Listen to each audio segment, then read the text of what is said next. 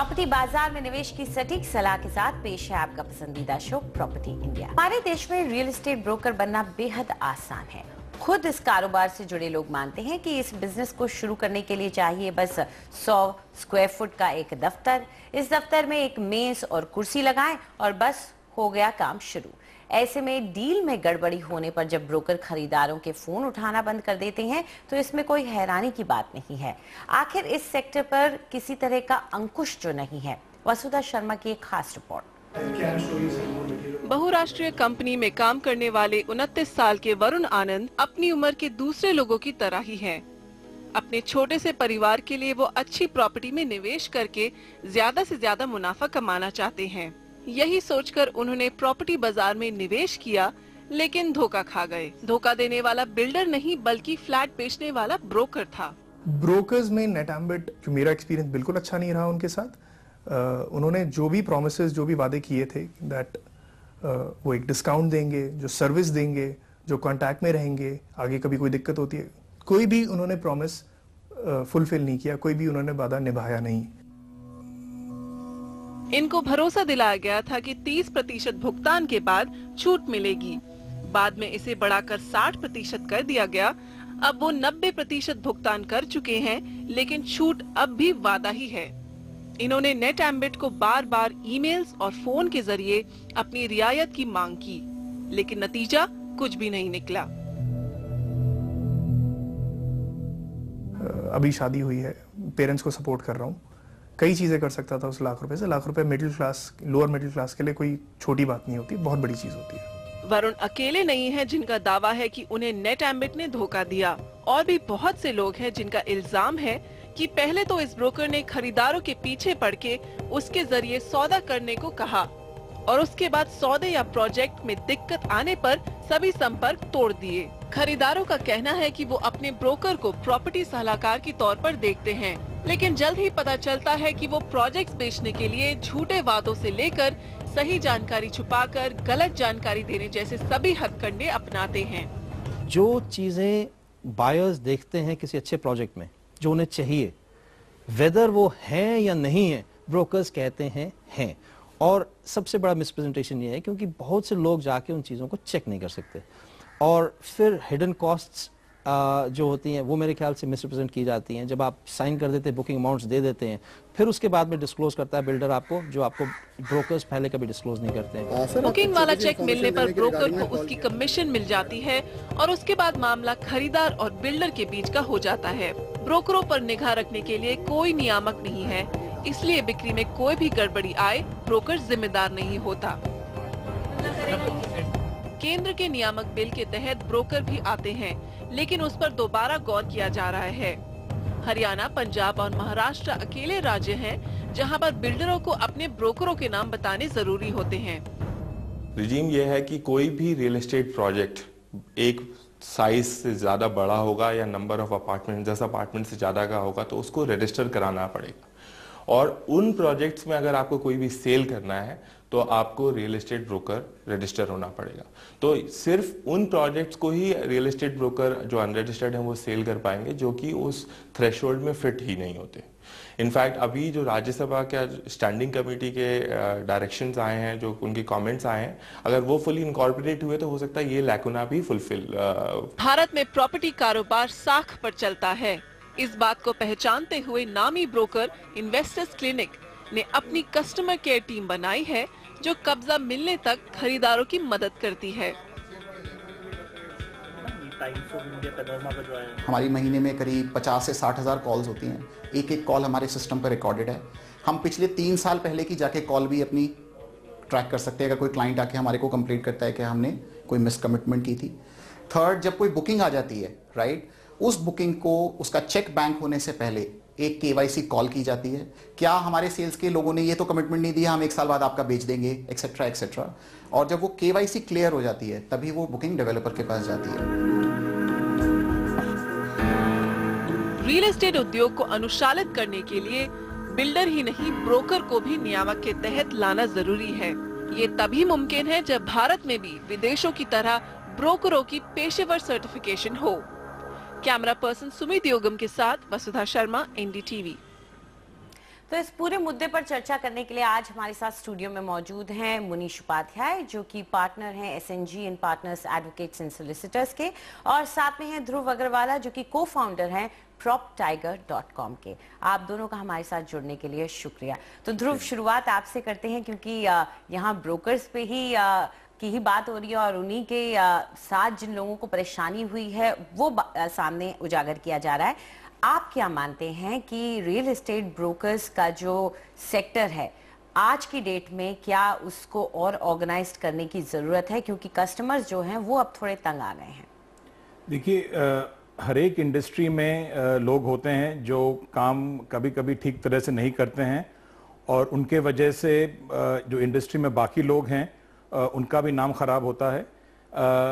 Real estate brokerage में मैं मानता हूं कि ये इंडस्ट्री में क्योंकि अभी अनऑर्गेनाइज्ड है और रेगुलेशन नहीं है, ब्रोकर्स की कोई ज़रूरत नहीं है कि उनको ट्रेनिंग लेनी पड़े जैसे इंश्योरेंस में ज़रूरत होती है, तो प्रॉब्लम थोड़ी ज़्यादा है। मेरे हिसाब से जब real estate regulatory bill pass होगा उसमें जो रिक्वायरमेंट है कि ब्रोकर्स को रजिस्टर करना पड़ेगा जब प्रॉपर्टी कोई बिकती है, उससे ट्रांसपेरेंसी ज़्यादा बढ़ेगी और ब्रोकर्स भी ट्रांसपेरेंसी की तरफ बढ़ेंगे क्योंकि उनकी अकाउंटेबिलिटी भी ज़्यादा बढ़ेगी। जी मुनीश, हमने देखा कि एक क्रेडिट नोट के बेसिस पे डिस्काउंट्स के वादे कर दिए जाते हैं, कई और चीज़ों के वादे कर दिए जाते हैं, लेकिन अगर हम लीगली बात करें तो हम दर्शकों को ये बताना चाहेंगे आखिर इस क्रेडिट नोट का क्या लीगल स्टैंडिंग है? देखिए, ऐसा ये क्रेडिट नोट का जो पूरा कॉन्सेप्ट है ये ब्रोकर्स और बिल्डर्स का चलाया हुआ है। पहले तो इसमें जो इन्वेस्टर है या जो यूज़र है उसको अगर कोई क्रेडिट नोट या डिस्काउंट लेना है तो उसको डायरेक्टली डेवलपर से बात ज़रूर करनी चाहिए। ब्रोकर्स के सिर्फ वादों के ऊपर उसको इन्वेस्टमेंट नहीं करनी चाहिए, क्योंकि ब्रोकर बहुत सी ऐसी चीज़ें हैं जो जिनकी जानकारी वो बायर को नहीं देते हैं। क्रेडिट नोट का आपसे वादा कर देंगे और वो क्रेडिट नोट आएगा नहीं, उसको अपनी कमीशन मिल गई, उसके बाद उसका कोई मतलब नहीं है, वो आप उसको चेज करते रहेंगे। और क्रेडिट नोट दे भी दिया और फिर भी अगर आपको नहीं उसका कोई बेनिफिट मिला तो आपके पास सिर्फ एक कंज्यूमर कोर्ट जाने का तरीका बचता है, जिससे जो कि एक थोड़ा लॉन्ग टर्म वे है। तो मेरे हिसाब से इसमें जो भी निवेशक हैं उनको डेवलपर को कॉन्फिडेंस में लेना बहुत ज़रूरी है। ध्रुव, आप क्या मानते हैं क्रेडिट नोट, क्योंकि ये क्रेडिट नोट का जो सिस्टम है ये नॉर्थ के बाजार में ही ज्यादा है, हम दिल्ली में देखते हैं कि बहुत ज्यादा चल रहा है, आप क्या मानते हैं क्या ये क्रेडिट नोट का सिस्टम बंद किया जाना चाहिए, या आप मानते हैं कि अगर इसे सही तरीके से चलाया जाए तो ठीक है?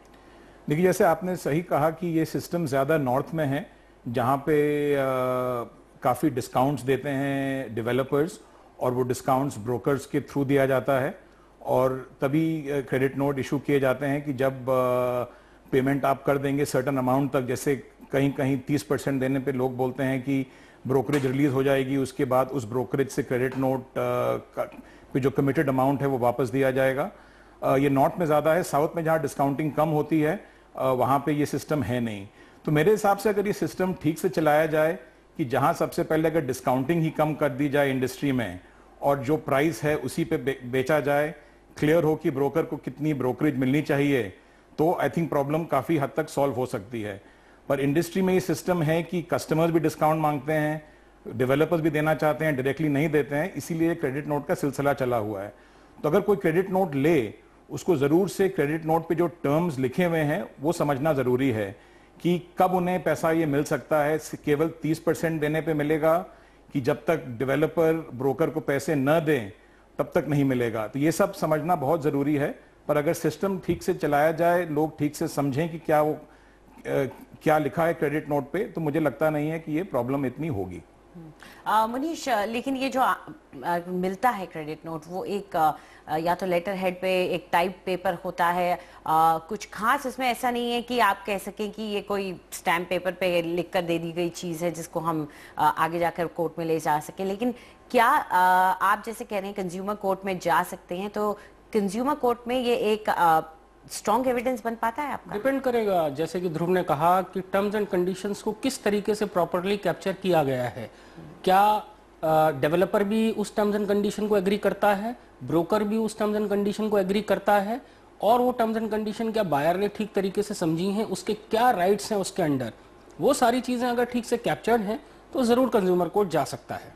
जी ध्रुव, चलिए बात हम लोग यहाँ पे ब्रोकर्स की कर रहे हैं, तो सब यही जानना चाहते हैं कि जो छोटे ब्रोकर आ जाते हैं मार्केट में तो ज़्यादा चांसेस बढ़ जाते हैं कि आपके साथ कुछ गलत हो जाए। तो आप क्या मानते हैं कि ब्रोकर्स के लिए, जैसे आपने कहा इंश्योरेंस एजेंट्स के लिए रजिस्ट्रेशन और उनकी ट्रेनिंग ज़रूरी होती है, वैसे क्या आप मानते हैं कि प्रॉपर्टी ब्रोकर्स के लिए भी ऐसा कुछ होना चाहिए? नहीं, मेरे हिसाब से ये बहुत ज़रूरी है, क्योंकि हमने ये देखा है कि जब से IRDA जब बनी और उसके बाद से रिक्वायरमेंट्स बनी कि एजेंट्स और ब्रोकर्स की ट्रेनिंग ज़रूरी है, तो उससे काफ़ी कम इंसिडेंट्स हुए हैं मिस सेलिंग के, काफ़ी कम हुआ है, क्योंकि ट्रेनिंग में ये भी बताया जाता है कि आप किस तरीके से आपको बेचना चाहिए, क्या आपको बोलना चाहिए, क्या नहीं बोलना चाहिए, क्या जो आप कह रहे हैं वो सही है या गलत है। तो अभी मेरे हिसाब से क्योंकि ट्रेनिंग बिल्कुल नहीं है, लोगों को ये भी समझ नहीं है कि जो वो कह रहे हैं बेचने के लिए वो सही है या गलत है। तो अगर रेगुलेशन आएगा और ब्रोकर्स की ट्रेनिंग होगी तो मेरे हिसाब से काफ़ी हद तक ये सिचुएशन सॉल्व हो सकता है। यहाँ हमने ये भी देखा कि कई कंपनियां थी जिन्होंने खूब क्रेडिट नोट्स बांटे और उनके जो सेल्स पर्सन थे, जो उनके ब्रोकर्स थे, वो फोन्स पे बात करते थे और बाद में नंबर्स बदल गए सबके और लोग फोन करते रह जाते हैं लेकिन फोन कोई उठाता नहीं है, कोई कनेक्ट नहीं कर पाते आप किसी से। तो ऐसे में आप क्या मानते हैं मुनीश, जब इंसान कोई डील कर रहा हो, कोई भी आप मकान खरीदते हुए डील कर रहा हो, तो किन बातों का ख्याल रखें? क्योंकि ब्रोकर के साथ आप कर रहे हैं, आप डायरेक्टली बिल्डर के पास नहीं गए हैं, तो अगर आप ब्रोकर के थ्रू डील कर रहे हैं तो किन बातों का ख्याल रखें? देखिए, चाहे आप सबसे बड़ा अहम मुद्दा तो रेगुलेटर के अपॉइंटमेंट का है, जो एक बहुत बड़ा होलिस्टिक मुद्दा है रियल एस्टेट इंडस्ट्री के लिए ही, जिसमें ब्रोकर का अपॉइंटमेंट, ब्रोकर का रजिस्ट्रेशन, उसकी क्रेडिबिलिटी डेफिनेटली टेस्ट की जानी चाहिए। लेकिन जो भी इन्वेस्टर, जो आपका सवाल है, जो भी इन्वेस्टर कोई अगर इन्वेस्टमेंट करना चाहता है तो मैं उसको ज़रूर एडवाइस दूंगा कि सिर्फ ब्रोकर की राय पे मत जाइए। आप चाहे कितना भी बड़ा ब्रोकर क्यों ना हो, आप जिस डेवलपर से अल्टीमेटली प्रोडक्ट लेंगे उसकी लायबिलिटी, जिम्मेदारी सारी डेवलपर के ऊपर है। तो आपको खुद, चाहे उसमें थोड़े से पैसे आपको एक लॉयर या एक आर्किटेक्ट अपॉइंट करने में खर्च करने पड़े, लेकिन एक मकान की कीमत को देखते हुए आपको सारे पेपर्स की कंप्लीट ड्यू डिलिजेंस करने के बाद इन्वेस्टमेंट करनी चाहिए। ब्रोकर का काम सिर्फ इतना है कि वो आपको, जो मोस्टली अनरेगुलेटेड सेक्टर है, सब्ज बाग दिखा के आपको प्रोडक्ट बेच के आगे निकल जाएगा, उसकी जिम्मेदारी वहां तक खत्म हो जाती है।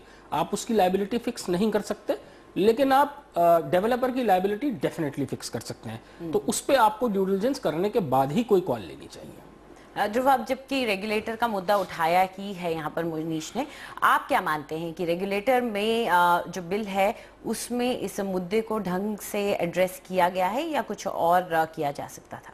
देखिए, अभी जैसे काफ़ी हद तक एड्रेस किया गया है कि जैसे कोई भी डेवलपर जब प्रॉपर्टी लॉन्च करता है और उस पर जब वो परमिशन लेता है सेल्स करने की, क्या क्या कमिटमेंट्स हैं प्रोडक्ट की, वो सब उनको रजिस्टर करने की ज़रूरत पड़ती है। साथ साथ उनको ये भी अब रजिस्टर करना पड़ेगा कि उनके चैनल पार्टनर्स कौन हैं, ब्रोकर्स कौन हैं। तो उससे जो ब्रोकर्स हैं जो बेच रहे हैं उन पे अकाउंटेबिलिटी बढ़ेगी। और साथ साथ जब रेगुलेटर ये भी फिक्स करेगा रिस्पॉन्सिबिलिटी की जो आपने कमिटमेंट की है रेगुलेटर के साथ कि हम ये प्रोडक्ट डिलीवर करेंगे, तो फिर जब ब्रोकर भी कोई क्लेम करेगा और जो क्लेम अगर गलत हो, जो उन्होंने रजिस्ट्री की है और उससे कुछ फर्क हो, तो फिर उनकी भी अकाउंटेबिलिटी बढ़ेगी। तो आई थिंक रेगुलेटर आने से काफ़ी प्रॉब्लम्स जो हैं वो सॉल्व हो सकती हैं। टाइम लगेगा क्योंकि ट्रेनिंग करना ज़रूरी है लोगों का, जैसे मैंने कहा, और एक बार जब रेगुलेशंस आती हैं तो थोड़ा टाइम लगता है, समय लगता है, इसके पहले की चीज़ें क्लैरिफाई होती हैं। पर मेरे हिसाब से रेगुलेशंस आने से काफ़ी सुधार आएगा। तो ये मैं एक चीज़ और कहना चाहता हूँ कि पिछले 2-3 सालों में आपने देखा होगा कि काफ़ी ऑनलाइन पोर्टल्स आ गए हैं रियल एस्टेट में, जहाँ पे आपको काफ़ी हद तक प्रोडक्ट के बारे में, प्रोजेक्ट के बारे में इंफॉर्मेशन मिलता है। जैसे कि आपको घर के मूल्यों की जानकारी मिलती है, डेवलपमेंट में कितने टावर्स हैं, कितने फ्लोर्स हैं, फ्लोर प्लान्स क्या हैं, टावर्स में अमेनिटीज़ क्या हैं, सब कुछ आपको मिलता है। जिस नेबरहुड में प्रोडक्ट लॉन्च हुआ है, प्रोजेक्ट लॉन्च हुआ है, उसके बारे में भी आप पता कर सकते हैं। अगल बगल में स्कूल, कॉलेज वगैरह, सेफ्टी की क्या स्कोर्स हैं वहाँ पे, लाइफस्टाइल के क्या इंडेक्सेस हैं, काफ़ी कुछ लोगों ने डाला है इन पोर्टल्स में। तो मेरा विचार ये है कि खरीदने से पहले अगर आप पोर्टल्स पे जाएं, प्रोजेक्ट्स को कंपेयर करें, डेवलपर्स के बारे में पढ़ें, प्रोडक्ट के बारे में पढ़ें, प्रोजेक्ट के बारे में पढ़ें, तो फिर आपको कम बाद में प्रॉब्लम होगी। और जैसे मुनीश जी ने कहा, एक बार अब ये सब समझ लें तो जो भी आपका ब्रोकर हो, चाहे ऑनलाइन पोर्टल से हो, चाहे अनऑर्गेनाइज सेक्टर से हो, आप उनके साथ जरूर जाएं, डेवलपर से मिलें, अपनी पूरी तरह से अपने आप को सेटिस्फाई करें और तब प्रॉपर्टी खरीदें। जी बिल्कुल।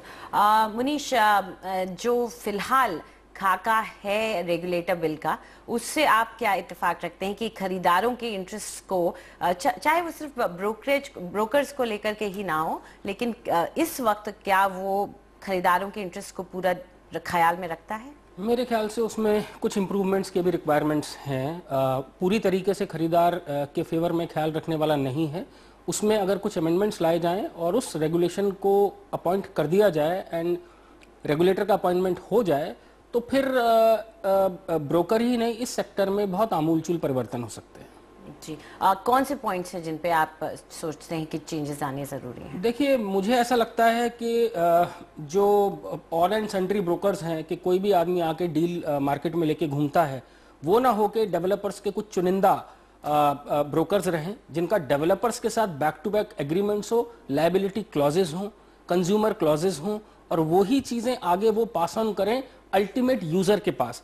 तो पूरी जो क्लीनलीनेस है इस इंडस्ट्री के ऊपर, वो टॉप एंड से लेके बॉटम डाउन तक आ सकती है। वो काफी हद तक संभव है कि उसको ठीक से लीगली कैप्चर करके रेगुलेटर का अपॉइंटमेंट करें और उसको एनफोर्स करें।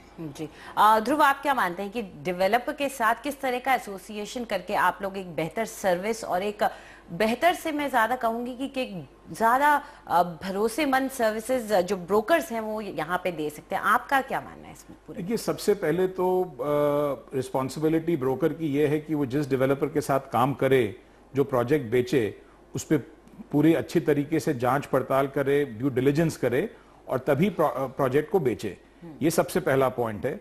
दूसरा पॉइंट ये है कि जब वो डिसीजन ले ले कि ये प्रोजेक्ट को बेचना है, तो ठीक से समझे कि जो प्रोजेक्ट में डेवलपर कह रहा है कि कमिटमेंट है, जो डिलीवरी करेंगे, चाहे जो लोडिंग रेशियो जैसे होता है कि carpet area to super built up area ratio, open spaces वगैरह वगैरह, वो सब चीज जो कमिट कर रहे हैं डेवलपर, उससे ज्यादा कमिटमेंट नहीं करना चाहिए उनको। क्योंकि बहुत जरूरी है कि ब्रोकर ये समझे कि बेचने के लालच में, कमीशन के लालच में अगर वो कुछ ज्यादा कुछ बोल जाए जो फिर डेवलपर नहीं फुलफिल करे, तो इससे फिर ब्रोकर को भी प्रॉब्लम होगी और डेवलपर को भी प्रॉब्लम होगी और कंज्यूमर को तो होगी।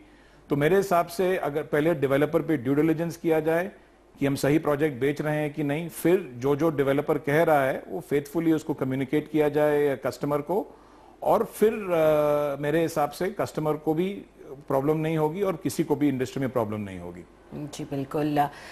इस मुद्दे पर यही कहा जाएगा कि अगर आप खुद चौकन्ने रहते हैं और एक छोटे से डिस्काउंट, चलिए कभी छोटा नहीं कभी कभार बड़ा भी सही, लेकिन डिस्काउंट के चक्कर में अगर आपने उस वक्त गलती से गलत ब्रोकर चुन लिया, गलत बातों पर भरोसा कर लिया, तो उसका आगे जाके आपको नुकसान हो सकता है, नतीजा भुगतना पड़ सकता है। इसलिए जो डील करें वो उसी वक्त, अगर आप अपने जिस डेवलपर से खरीद रहे हैं अपना प्रोडक्ट, उसके पास जाकर डील कर सकें, और अगर अपने ब्रोकर जिसके साथ काम कर रहे हैं उसको भी, उसका बैकग्राउंड चेक भी अच्छी तरह से करके फिर ही आगे बढ़े, तो आपके लिए बेहतर होगा। आप दोनों स्टूडियो में आए और इस पूरी चर्चा में आपने हमारा साथ दिया, इसके लिए बहुत बहुत शुक्रिया आपका। चलिए आगे बढ़ते हैं, वक्त है एक छोटे से ब्रेक का।